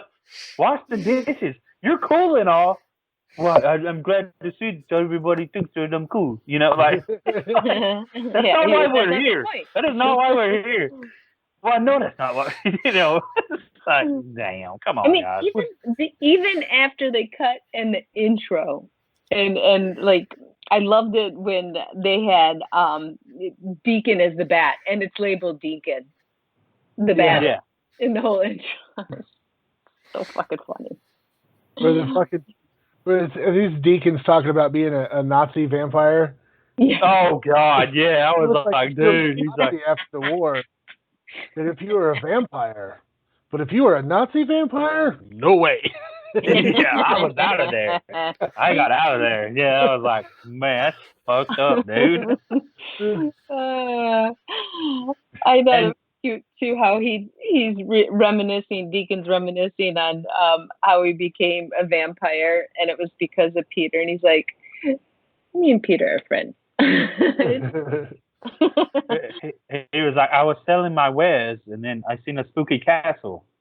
and it looked really creepy. So I went to the creepy castle. Like, what? Or a bat come flying out of the creepy castle and bit me. And it's like, what the fuck are you? My thing was like, these guys are really old, but yet they're really struggling with money. Because they lived in a shitty fucking house. Or a flat. They call it a flat. That's what it's called, not in the United States. But yeah. And I was just like, y'all guys not like save some stuff? Hey, where was this movie supposed to be set in? Was it Australia or something? Because New Zealand. They're all New Zealand. Yeah. Okay, so I guess they have that accent like Australia. It's kind of similar, right? Yeah, the British Australian mix. They probably think of it as their own, but because they kept saying something about they had the accent, but then they kept saying something about they wanted to go overseas, and I'm like, where are they at? But yeah, the British populated the island, so I mean, you got that. You know what I'm saying? But yeah, they open up with the clean the dishes thing. Pretty close to the beginning. Yeah. Yeah, that's what I was thinking. Because that's where it starts off. He opens up where he wakes up and he's like, I wake up every day at 6 o'clock, and I hope that the sun is not out. This is the scariest part of my day. And he's like, oh. Wake up, everybody! Everybody, wake up! And I've seen a trivia thing where Waititi Viago, I don't want to butcher his name too much, but he based his character off of his mom. Yeah, I could see that. That's hilarious. Yeah, so, and because the way he's walking around all dainty and like I said, he's like the Victorian vampire, and he's a little, and he's like, wake up, everybody. And Vlad, I don't know what the fuck he was doing in his when he went to go wake up Vlad, if he was eating the fuck out of someone. It was a big orgy. Yeah, because I seen him open the door, and then next thing you know, he was there, and then I was like, what the fuck? Yeah. Yeah. Like you would see in Bram Stoker, type feel. He was already up, so. And he was only 16. Just so we're clear, Vlad's 16. I mean, he's 800 years old, but he's in a 16-year-old body. And like you said, hard for a 16-year-old. Yeah, in the Middle Ages, life is hard for a 16-year-old. That's where I was like, come on, man, damn. Because I love that they can't see the reflection, so they did a whole montage and then draw each other, trying on different clothes. Yeah, that was awesome. And they're very bad artists. They get like a broom and hold it up, like, this is what you look like. And I don't know if y'all watched the original short film that come out in 2004, but it's on YouTube. I should have sent it over last night, but I didn't. Yeah, you should have. Oh, fuck. Well, I thought y'all would have researched that. Shut it. No, I'm just fucking with you. But it's from a 2004 short film. This is. It's 30 minutes, 28 minutes long. But in that film, they're like, well, I don't know why my clothes disappear when I put them on and you can't see them in a mirror.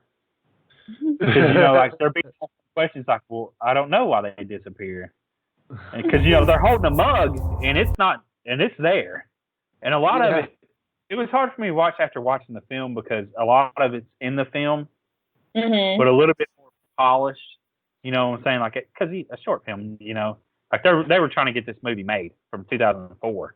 Like they've been trying to get this made for a long time. So they polished a lot of the stuff, but yet they hold the mug.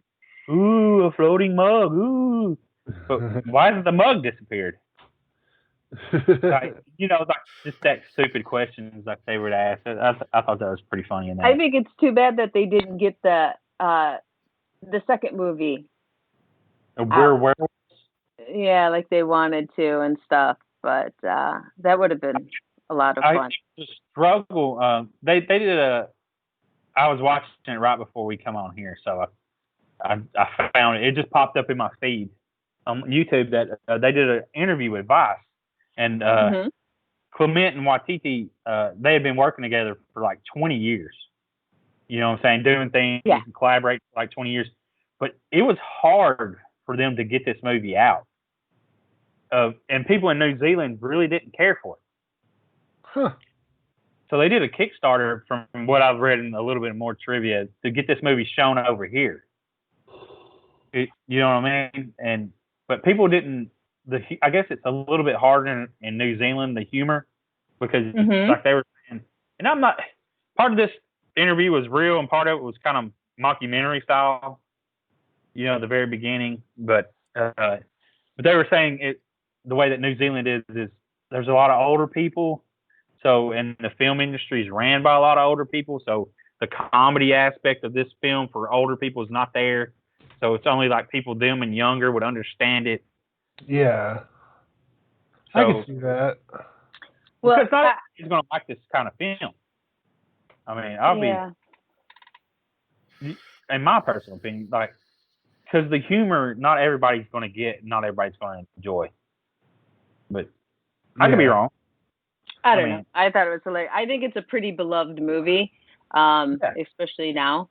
And I got a kind of a kick out of even Nick, who was the newer vampire that Peter made,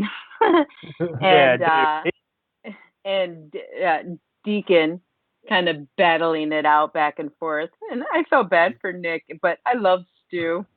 Stu was great too. Yeah, Nick was just like, hey, I'm a vampire. Hey, he's that guy. He was the vampire. And he only wanted to come through the window because he's like, because I could fly. Why would I do that? I'm flying.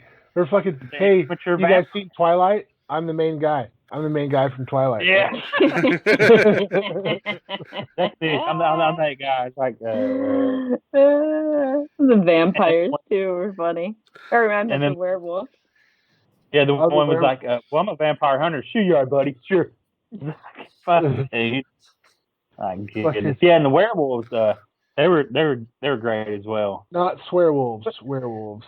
Yeah. Not werewolves. What did it? Oh crap! I just watched it. What did he call him? He said he's. Oh fuck! Never mind. That's why they said we're not swearwolves. But I can't remember what he called him. What about the swearing? It's transformation night. It's different. Getting a little stressed out here. Yeah, and the love story of Viego too, I thought was sweet, and I like that he referred to himself as a cradle snatcher. Yeah. Some people would say that a 300-year-old marrying a 60-year-old. It's cradle snatching. I mean, I'm sure most people have seen this movie, but if you haven't, it's worth every penny and then some. It's just an excellent movie. When I looked it up, I found somewhere where it says it's on Shudder, but I don't think it really is. It's not. Yeah, it's not on Shudder. No, I think it was like $2.99 on Amazon or something. Yeah, it's super Amazon cheap. Prime. $4. Yeah. But there's one part where the police get called because the vampire hunter comes in because Nick is a dumbass, and he gets called in. They make up a bunch of racket and then they hypnotize him. And they're just going around. Well, what's this? Oh, you ain't got no smoke detectors. Oh, gotta have the smoke detectors. It's like up on the fucking wall. Hung there in the midst of a battle, the two of them, Nick and Deacon, and it's like, yeah, we'll get those or whatever. I like that he wants to eat them too, and he's like, no, let's just wait till we hear more. Like they want to know where more of the violation codes are. Yeah. Let's just see what other safety points they have. I mean, it's a funny film. It's a little dry. It's a dry humor, but I don't know. It's fucking hilarious, though. This is kind of going back at the beginning when what was the young vampire's name again? Nick, yeah. When they were chasing him around, how they were just being extra. It just seemed like extra goofy how they were like chasing him and shit. Hissing at him and fucking flying down the hallway and shit. Yeah, and then we're over doing the hissing. Like, yeah, it was fucking. That was great for sure. I like when they have the bat fight too. Not fair. Again, if you love this movie, and I say it almost every episode, you have to watch What We Do in the Shadows, the TV show. Yeah, I've only seen like a few episodes of it, but it's fucking funny. Yeah. It's newer, right? Mm-hmm. Yeah, it's on Hulu right now. Is it the same characters or the same guys that play in it? No, Okay. they'll make guest appearances, but it's not. It's another group, and Yeah, they're doing, excellent. They're doing like Hollywood movies. Like the writers and directors of this are doing Hollywood movies, so I don't think they could really fit into the series. Commit. Show. No, I'm saying commit to doing, an everyday. I don't think they want to, and I think that the group that you have is great. Really good. But like you said, though, why would you want to if you can get other people that are really good to do your character? Yeah. Like you hit it big, then it's like, well, I don't have to do this character. I got people doing it for me. Yeah, true. I think one of my favorite parts, besides the swearwolves thing, is where he talks about, if you're gonna kill somebody, put down newspaper. So he's on his little Victorian couch and he's putting down newspaper. And then he goes to bite her and he hits the artery and blood just sprays everywhere. Shit. He's over the damn stream as it's shooting in his mouth, like trying to chase the stream. Yeah. Funny. Yeah, if you guys haven't seen this movie, I highly recommend it. I honestly think this might be my favorite vampire movie of all time. Yeah. It's so much fun. And like I hadn't seen it in years. And I watched it again this morning. It was almost like I forgot how good this movie really was. Hey, here's a film that I don't know if I heard you mention in the beginning. Was it Once Bitten? Jim Carrey's first movie. That was a pretty funny. I saw that in the theater.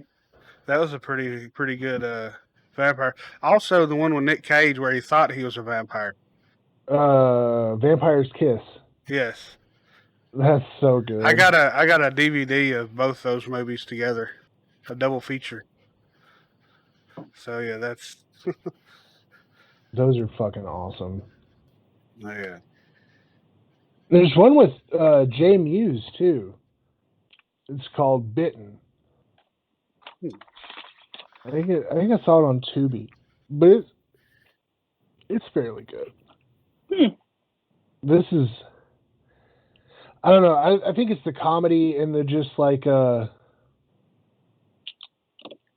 way it's just like day in the life kind of thing with this. Yeah. I think it really makes it because it's just like, yeah, they're the trap and the bait, but they're still just dudes trying to fucking get into bars and. And then I like that they have to be invited. Yeah.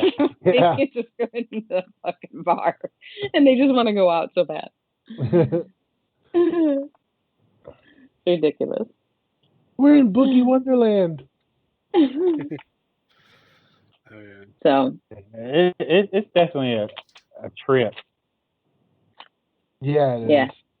Yeah. I mean, it's just a movie that you got to watch. It's not something that you can really talk about, but it's just because it's so many one-liners, but it's more than that. There's a lot of heart and substance to this movie, I think. There really is. There's a lot of heart to it, and it's one of those you can tell there's a lot of passion behind. Mm-hmm. Which is nice. Yeah, I can't recommend this one enough. It's just so fucking cool. Oh, yeah. I agree. I think think go for check it out. basement approved. Oh yeah, I'd say definitely go check it out. Tucker and Dale. We got another one that we all agree on. What's your nitpick, Jim Jam? I guess He maybe doesn't have if I pick, it's probably the dry humor. That's I knew kind of that you'd have a problem. Yeah. See, and that's why I was saying that not all people will like it as much. But it's just one of them ones that though it's like that dumb humor or dry humor, same thing I guess. But it's just like they do it and you're just like, oh, it's not the same thing. Is that what you're saying? No, I don't think Okay. it's the same. Yeah. Okay, well, it kind of just they do it and you're just like, what the fuck? This is stupid. But it's still funny. But I guess the dry humor would be. I mean, maybe it's not dry humor, but that's how I take it because they're acting like it's real. Yeah. They don't laugh. You know what I'm saying? It's not like there's a laugh track. They play it serious. Yeah, they play it so deadpan. It's so good. Yeah, the deadpan. That's what it's deadpan humor. That's what more. And some people don't like it, and that's just what some people don't like. I mean, you can't get around it. That's Well, all right. I'm not gonna compare it, but I was gonna say kind of like Napoleon Dynamite is dry humor, but. But anyways, I've never seen that. Good movie, but to me that's more dumb humor. Yeah. for sure. Anyways, This is one of those that when you've seen it, I don't know. It's hard to talk about. Like you said, it's not easy to talk about. But once you see it, you can be like, for example, the reveal of the beast. Yeah. It was amazing. And he's got her drawn up like a fucking. And I forgot all about that too. As many times as I've seen this movie, it's been so long that I forgot.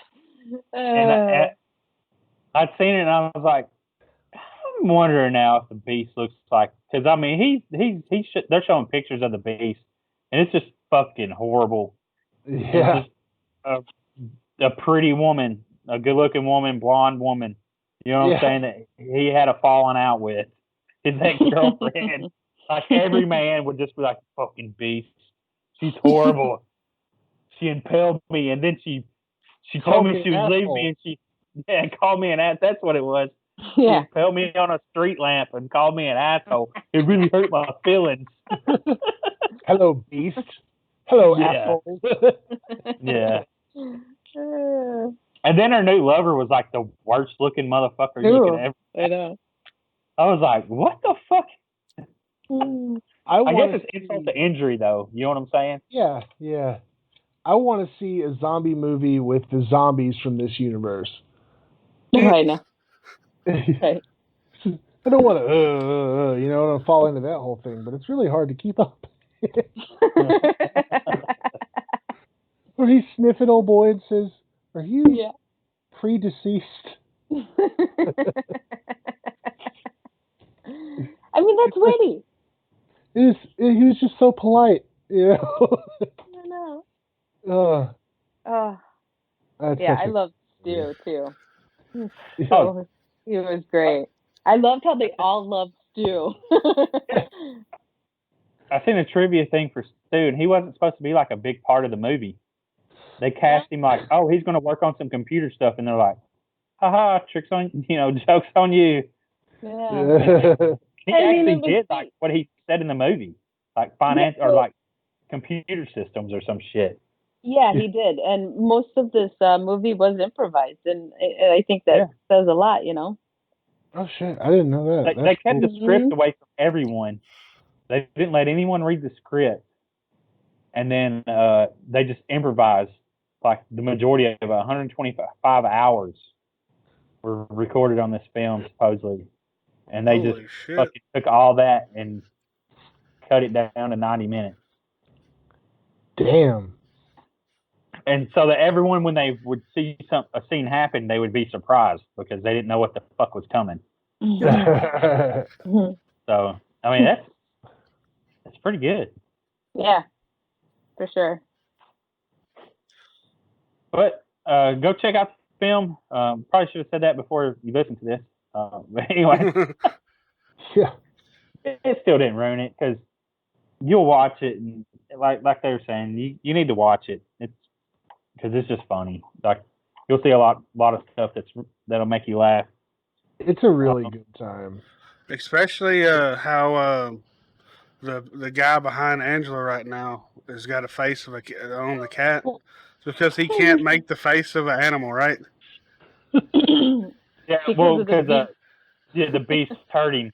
He got into a battle with the beast and made it to where he can't Bruises hypnotize ego. people well. Yeah. Bruises the ego. Yeah. Let us know what you think about the movie. And before we get off here, just want to let everyone know if you bought merch from us, we appreciate it. We had a sale going on the last 2 weeks. You're welcome. Public. Thank you so I bought much. a couple things. Hey, it was if you missed out, sorry. We was on our social media, $30 off. You only paid shipping. We appreciate if you did buy it. Merch is still up there. You're gonna pay full price for it now. Usually they're running like 20% off anyways on TeePublic. So. But they'll do sales every now and then. Do what? Oh, they do sales every now and then, but I'll try to do that sale again, see if I can get it done for around Halloween, maybe. Yeah, and let's do it around Halloween. We make a Halloween shirt. Yeah. I'd like to thank Faulty Overlord too for adding me in to the picture. Yeah. That we got a new promo picture, I guess you could call it. I don't know how to crop the image, but my background image is the new one, and you can kind of see the Angela alien back here. That's okay. Me. He likes to crop me out. It wouldn't be the first time. There you go, right there. It's become the running thing now. Yeah, I asked for a little bride of Frankenstein theme. Yep. Well, you can see it right here, actually, the whole picture, if you're watching this video. Yeah, and you can get that on a shirt now. So it's updated onto the shirt. You get your Horror Basement podcast shirt, and that'll be awesome. You can have all of us as aliens. Yep. Yeah, I got a tote. Oh, did you? With yeah, that on I got a large tote. Yeah. Sweet, I got me a large. I have to lug stuff around. Have you got the tote yet, Johnny? Yeah, I've had it, dude. Oh, I showed it to you. Jesus Christ. I like that you can add the design on both sides too. I did that. I didn't know that. Fucking A. Two-sided. Did not it's know like a that. copier machine. You want to? But yeah, go follow us on all of our social media. Let us know what you think about this podcast and share us with your friends, please. Pass us around. Please. I do not mind. Way to make me feel sleazy. And watch more horror. Yeah. Yeah, that. Terror TV. You can watch Terror TV, and next week is it Jim Jam's pick? Yeah. Uh-oh. So let's get really disappointed. Yeah. He lucked out, and somebody sent a freaking movie that or whatever the new movie. So for porno. Yeah, he fucking lucked out on that one. So he really didn't have to choose. I'm going to tell you now, the movie of the week is Tucker and Dale versus Evil. No, it's not. No, it is not. No, it is not. We've already done it? Yes, we've already done it. We've talked about it for years, and we've overdone it. There was a movie that you had talked about, I thought. Jim Gentleman was you had already had it picked out before porno. Make them think. Don't make it easy for them. It was on Shudder. Oh, it was one that Yeti was talking about. Kind. Oh, The Fourth Kind is on Shudder? No, but wasn't that the movie? Or there was, it was Fire in the Sky. Fire in the Sky. Fire in the Sky. That was it. There you go. We already know now. That's it. Wait, movie of the week. Horror?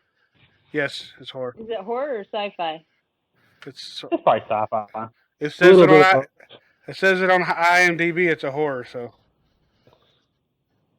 And it's got horror. She's being really specific on you. What's this called again? It's Fire in the Sky. Mystery. It is a sci-fi mystery movie, sir. Sci-fi mystery.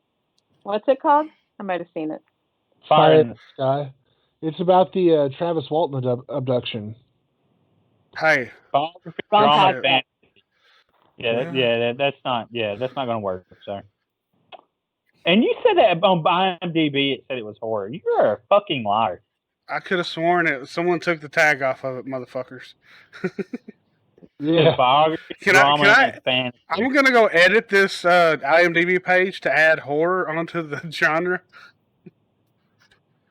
Because it would be a horrific thing to have that happen to you. Okay, I will think of something. No, if you do want to watch it, though, just let us know. If you want it to be that movie. No. We're not making it that easy. Nope. Nope. Now, I'll think of something. We'll figure something out. But we could all just get a 30-day free trial for Terror TV, and then you just go through it. That's what I'm going to do for my movie of the week. I don't know. We're going to watch an indie horror film. Either that, it's going to be off Tubi. So that'd be good though. Everybody can watch it. I'm going to find some old indie Off film, Tubi. and maybe one of them really, really cheesy ones. So Space Babes from Outer Space. yeah, I like that movie. It's good. All right, well, Johnny, are we? We're about almost 2 hours into this. Yeah. Go ahead. I thought you was going to end it. So yeah, so that's all we got, y'all. We out. peace. Later. Watch horror movies. Later, Gator. We've had a doozy of a day. What an excellent day for an exorcism.